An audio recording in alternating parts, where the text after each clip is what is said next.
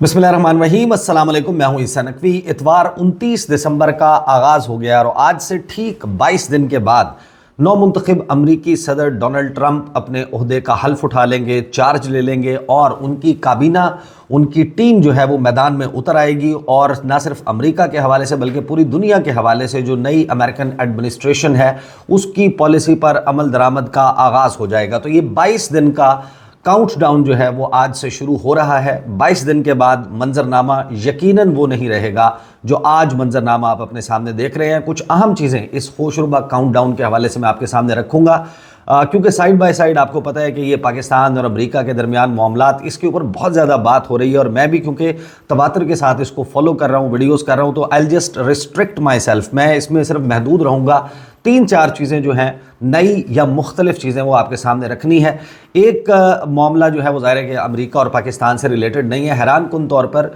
रूसी सफारत खाने का एक ट्वीट है, बड़ा इंटरेस्टिंग ट्वीट है। उसमें बहुत ज़्यादा मतलब निकालने की कोशिश नहीं करेंगे। मैं आपके सामने अपना तज्जिया या उसकी कुछ जो है आप समझ लें कि कुछ परतें आपके सामने रख दूंगा कि रूसी सफारत खाने का ये माना खेज ट्वीट ये क्यों है, किस वजह से है, इसका क्या मतलब हो सकता है, इसका क्या मकसद हो सकता है। साथ ही 2 ट्वीट्स हैं रिचर्ड ग्रेनेल के हवाले से जिनको डिलीट कर दिया गया है। वो दोनों ट्वीट्स बड़े इंटरेस्टिंग थे और उन दोनों ट्वीट्स का डिलीट होना अपने अंदर एक बड़ा ही अहम किस्म का मीनिंग जो है वो रखता है। साथ ही मुस्लिम लीग नून की जो कन्फ्यूजन है वो बड़ी हैरान कुन है। मियां मोहम्मद नवाज शरीफ अपनी जमात समेत इस वक्त कन्फ्यूज नज़र आते हैं और अभी कन्फ्यूजन इस बात में है कि गिरबान पकड़ना है या पाँव पकड़ने हैं, और इन दोनों मामलात के दरमियान जो है मिक्स्ड मैसेजिंग मुस्लिम लीग नून की तरफ से नई अमेरिकन एडमिनिस्ट्रेशन की तरफ की जा रही है।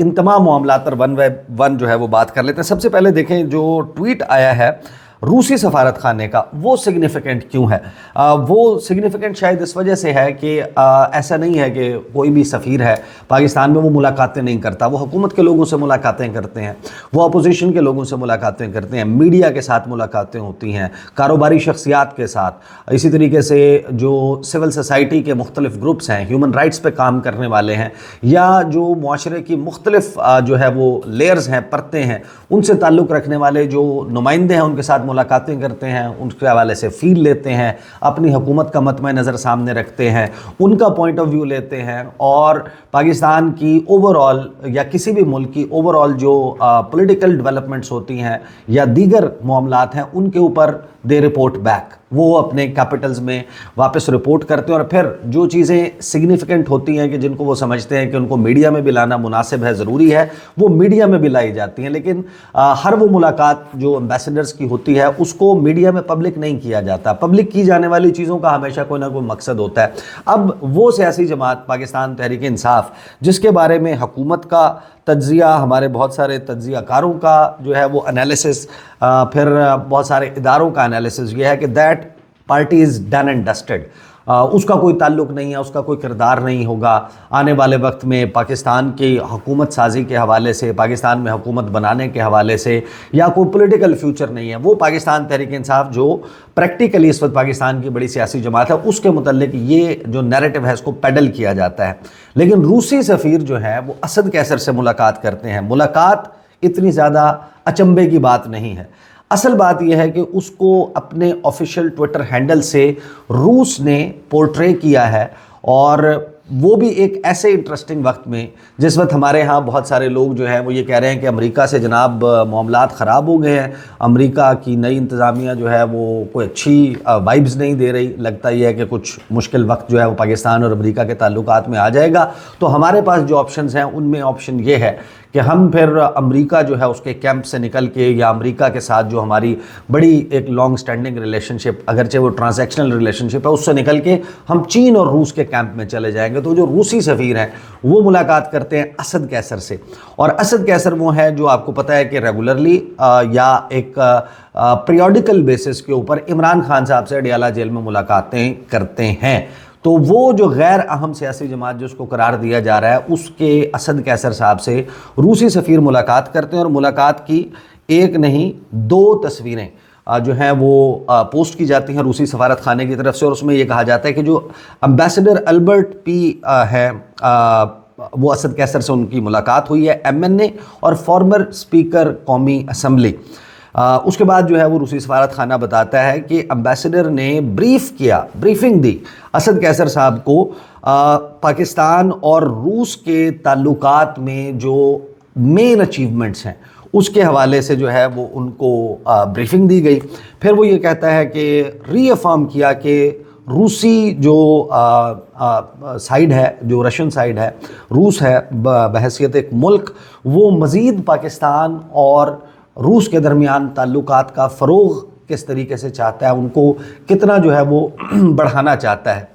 یہ اب اسد کیسر کو کیوں بریفنگ دے رہے ہیں؟ پاکستان تحریک انصاف کو یہ بریفنگ روسی سفیر کی طرف سے کیوں دی جا رہی ہے؟ اگر پاکستان تحریک انصاف ارریلیونٹ ہے یا اس کا کوئی فیوچر نہیں ہے تو پھر روسی سفیر کا نہ صرف ملاقات کرنا بلکہ یہ کہنا کہ ہم نے اسد کیسر صاحب کو بریفنگ دی کہ ہمارے تعلقات کس قسم کے ہیں اور مزید کیسے ہم کرنا چاہتے ہیں پاکستان کے ساتھ تعلقات۔ پھر آگے وہ یہ کہتے ہیں کہ the two sides also discussed regional and international issues of mutual interest، کہ دونوں کے درمیان جو ہے وہ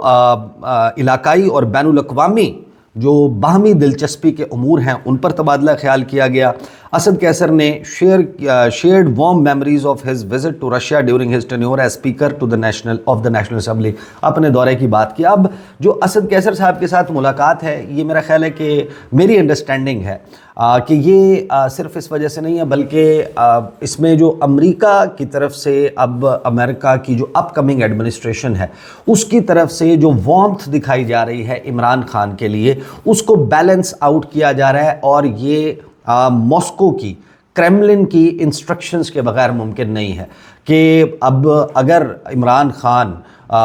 رشینز کو یہ پاسبلٹی نظر آ رہی ہے کہ عمران خان کسی ممکنہ امریکی دباؤ کی وجہ سے جیل سے باہر آ سکتے ہیں تو وہ یہ نہ ہو کہ میسج یہ جائے کہ ان کو صرف شکر گزار امریکہ کا ہونا چاہیے کہ امریکہ نے ان کی اس وقت میں مدد کی، کیونکہ یہ سب کا جو ہے وہ ایک میوچل اوپینین ہے کہ عمران خان جیل سے باہر آتے ہیں تو یہ بڑا ہی مشکل ہو جائے گا موجودہ حکومت کے لیے چلنا، اور اگر اس میں کوئی ڈیل جو ہے یا ایک ایسا معاملہ عمران خان کے لیے سیٹنگ کریٹ ہو جاتی ہے کہ جس میں ایونچولی وہ پرائم منسٹر کے عہدے پر آ جاتے ہیں تو پھر ظاہر ہے کہ وہ یہ تو یاد رکھیں گے کہ کس نے مشکل وقت میں ان کی یا ان کی جماعت کی مدد کی تھی اور کس نے نہیں کی تھی، تو اس کو شاید بیلنس آؤٹ کرنے کے لیے میرا خیال ہے کہ یہ کیا جا رہا ہے۔ اور یقیناً روسی سفیر نے، یہ میری انڈرسٹینڈنگ ہے، یہ میری انفارمیشن نہیں ہے، کہ اسد کیسر صاحب کو عمران خان کے نام ایک خصوصی پیغام بھی دیا ہوگا۔ یہ عین ممکن ہے کہ چاہے وہ آن بہاف آف ولادیمر پوٹن ہو، چاہے وہ آن بہاف آف سرگئی لاوروو ہو، لیکن یہ ملاقات جو ہے وہ بلا مقصد نظر نہیں آتی۔ عین اس وقت جب امریکہ سے رچرڈ گرینل کے ٹویٹس آپ دیکھ رہے ہیں، کچھ باقی جو وائبز آ رہی ہیں بائی پارٹیزن اس وقت اپ کمنگ ایڈمنسٹریشن کے حوالے سے، وہ یقیناً یہ ہے کہ جو امریکہ میں موجودہ حکومت ابھی جو قائم ہونے والی ہے وہ عمران خان کے حوالے سے بڑا کوزی اپ کر رہی ہے، تو ایونچولی اگر عمران خان اس کے تحت باہر آ جاتے ہیں تو یہ شاید اس کو کاؤنٹر کرنے کی کوشش ہے۔ اب آ جاتے ہیں جو ٹویٹس ڈیلیٹ کیے گئے ہیں، دین ٹورڈز دی اینڈ ہم بات کریں گے جو کنفیوژن ہے اس وقت، بڑی شدید قسم کی کنفیوژن ہے انکل گرینل کے حوالے سے۔ جو ٹویٹس ڈیلیٹ ہوئے ہیں وہ بھی بڑے انٹرسٹنگ ہیں۔ ایک ٹویٹ ہے جو ARY نیوز جو ہے اس کی طرف سے آفیشیلی ٹویٹ کیا گیا تھا، پروگرام میں ڈسکشن ہوئی تھی، اور اس پروگرام کی ڈسکشن میں جو گفتگو تھی وہ گفتگو اصل میں بڑا امپورٹنٹ ہے کہ آپ نے ٹویٹ ڈیلیٹ کیا کون سا ہے اور کس کے کہنے یا دباؤ کے اوپر کیا ہے۔ ARY نیوز کا جو ٹویٹ تھا وہ جو بیورو چیف ہیں امریکہ کے جہزیب علی، از اے گڈ فرینڈ، بڑے اچھا ان کے ساتھ تعلق بھی ہے، ان کا جو ہے انہوں نے جو بیسیکلی بات کی وہ گفتگو بڑی حیران کن تھی کہ اس میں تاثر یہی تھا کہ پاکستان تحریک انصاف پیسہ لگا رہی ہے امریکہ میں، کانگریس مین پہ پیسہ لگایا جا رہا ہے، اور پیسہ جو ہے وہ یعنی کہ ڈالر چھاپنے والے ملک کو ڈالر مانگنے والے ملک کے لوگ جو ہیں وہ فنڈ کر رہے ہیں لابنگ فرم کے ذریعے۔ اور یہ الزام آپ کو پتہ ہے کہ پاکستان میں بہت سارے میڈیا ہاؤسز اور اس میں بیٹھے ہوئے لوگوں کی طرف سے لگایا جا رہا ہے کہ رچرڈ گرینل جو گفتگو کر رہے ہیں یہ میں نہیں بول دی، میرا یار بول دا یا پیسہ بول دا، تو وہ پیسہ لگ رہا ہے، ڈالرز لگائے جا رہے ہیں۔ رچرڈ گرینل نے کوئی پتہ نہیں دکان کھولی بھی ہے، وہ پیسے پکڑے جا رہا ہے، اور جو اس کو پیسہ دے رہا ہے وہ اس کے حق میں بیان دے رہا ہے۔ اب یہ بالکل حیران کن بات ہے کہ اگر یہ اتنا ہی آسان ہو کہ آپ پیسے دے کے کسی سے بھی اپ کمنگ ایڈمنسٹریشن میں کوئی بات کروا لیں، چاہے اس کو اوپر سے وہ لائن ہے یا نہیں ہے، اپروول ہے یا نہیں ہے، تو پھر کوئی بھی بندہ جا کے پیسے لگا لے۔ اب یعنی یہ کہنا کہ فلاں میڈیا ہاؤس جو ہے وہ $5 لاکھ میں یا اتنے $1 لاکھ میں کر دیتا ہے، یہ کہیں کہیں درست بھی ہے، لیکن یہ ایسا کون سی بات ہے کہ یہاں پر میڈیا ہاؤسز کا منہ بھرنے والی حکومت وہ انٹرنیشنلی اپنے لیے ایک ایسی سچویشن کریٹ نہیں کر پاتی جہاں عمران خان کے خلاف اور ان کے فیور میں آرٹیکلز بھی چھپ رہے ہوں اور لوگ بھی گفتگو کر رہے ہوں۔ بہرحال ARY نے اور باقی چینلز نے بھی بہت سارے پروگرامز کیے جس میں یہ تاثر ملتا ہے کہ رچرڈ گرینل جو ہے وہ پیسے پکڑ کر یہ سب کچھ کر رہے ہیں، لیکن اس کے اوپر یہ جو تھا کہ اس وقت انفارمیشن یہی ہے کہ PTI کانگریس مینز کے اوپر پیسے خرچ کر رہی ہے۔ یہ جو بات کی گئی اس بات پہ رچرڈ گرینل نے بھی ریاکٹ کیا تھا، لیکن جو سجاد برقی ہیں انہوں نے ایک ٹویٹ کیا، اس کو کوٹ ٹویٹ کرتے ہوئے کہ سیکرٹری جنرل PTI OIC کے طور پر میں چیلنج کرتا ہوں ARY USA representative mister Jahanzeb کو کہ وہ ڈاکیومنٹ کریں اپنا کلیم، اپنے اس دعوے کو ثابت کریں کہ پاکستان تحریک انصاف پیسہ خرچ کر رہی ہے کانگریس مین پر امریکہ میں۔ Making irresponsible statements on electronic media may have serious consequences، کہ اگر آپ الیکٹرانک میڈیا پر اس قسم کے الزامات لگا رہے ہیں اس کے بڑے سنگین نتائج ہو سکتے ہیں۔ if not documented I request this post be taken down immediately، کہ اگر آپ کے پاس کوئی دستاویزی ثبوت نہیں ہے فوری طور پر اس ٹویٹ کو واپس لیں۔ اور بہت وقت نہیں گزرا، 1-2 گھنٹے 3 گھنٹے کے اندر اندر یہ ٹویٹ جو ہے وہ اب ایگزسٹ نہیں کرتا، ڈیلیٹ کر دیا گیا ہے۔ یہ ٹویٹ ہے جو رچرڈ گرینل کے یا تحریک انصاف اور جو کانگریس مین ہیں ان کے تعلق کے حوالے سے ایک بڑا دعویٰ تھا، حیران کن دعویٰ تھا، اگرچہ یہ دعوے اور بھی بہت سارے لوگ کریں، بٹ یہ ٹویٹ ڈیلیٹ کر دیا گیا۔ آپ کو پتہ ہے کہ پہلے جیو بھی وہ ٹویٹ جس سے بیسیکلی فلیئر اپ ہوا تھا معاملہ وہ ڈیلیٹ کر چکا ہے، لیکن ایک ٹویٹ اور بڑا اہم ہے جو ڈیلیٹ ہوا ہے، رینڈم اکاؤنٹ سے ہوا، پاکستان میں بھی بہت سارے لوگوں نے اس کو فالو کیا۔ کوئی ایلینا کیلن کے نام سے جو ہے وہ ایک ٹویٹر اکاؤنٹ تھا، اس نے بریکنگ نیوز کے طور پر پورٹرے کیا کہ ڈونلڈ ٹرمپ نے اپوائنٹ کر دیا ہے رچرڈ گرینل کو، ان کی تعیناتی کر دی ہے ایک خصوصی مندوب کے طور پر افغانستان، پاکستان، بھارت، سری لنکا، بنگلہ دیش اور نیپال کے لیے، تو پریکٹیکلی ساؤتھ ایشیا کے لیے ان کو اپنا خصوصی مندوب بنا دیا ہے۔ یہ خبر درست نہیں تھی، یہ فیک نیوز ہے، اور اس فیک نیوز کو پوائنٹ آؤٹ ہونے کے بعد اس اکاؤنٹ سے ڈیلیٹ کر دیا گیا ہے، لیکن اس کو فیک نیوز خود رچرڈ گرینل نے قرار دیا ہے۔ لیکن اس سے یہ فیکٹ تبدیل نہیں ہوتا، حیران کن طور پر، کہ ایک تو یہ کہ رچرڈ گرینل جو ہے وہ کتنی امپورٹنس کچھ ہی وقت میں کو تقریباً 14 دن کا وقت ہو چکا ہے ان کی اپوائنٹمنٹ کو کی اناؤنسمنٹ اعلان ہوئے ہوئے، اور اس دوران یہ ایک پوری ویو ہے اور انڈرسٹینڈنگ ہے کہ یہ بندہ جو ہے یہ بڑا امپورٹنٹ ہونے والا ہے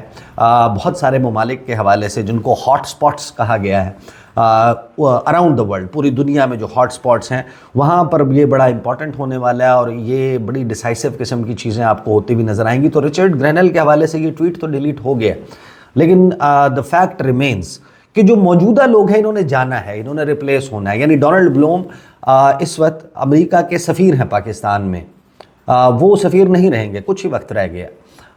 وہ اس حکومت سے الوداعی ملاقاتیں شروع کر چکے ہوں گے ان آفیشل، اور آفیشل جو الوداعی ملاقاتیں ہوتی ہیں یا کال آنز ہوتی ہیں وہ آپ دیکھیں گے کہ نئی ایڈمنسٹریشن آنے کے بعد شروع ہو جائیں گی، اور امریکہ اپنا ایک نیا سفیر جو ہے وہ تعینات کر دے گا پاکستان کے لیے۔ اور یہ بھی بڑا امپورٹنٹ ہوگا کہ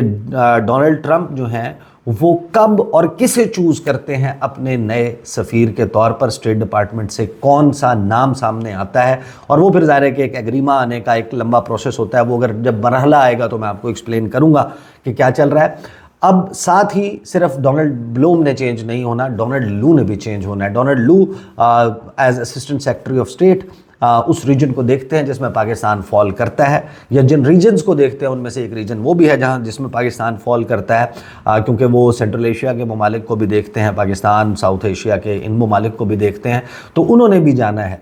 تو وہ چاہے رچرڈ گرینل لگیں یا کوئی اور بندہ لگے، یہ بات تو طے ہے کہ ایک تبدیلی جو ہے وہ آنی ہے، اور یہی اس 22 دن کے کاؤنٹ ڈاؤن کا حصہ ہے جس میں یہ ساری چیزیں وقوع پذیر ہونا شروع ہو جائیں گی۔ اور یہ ساری ڈیولپمنٹس کے تناظر میں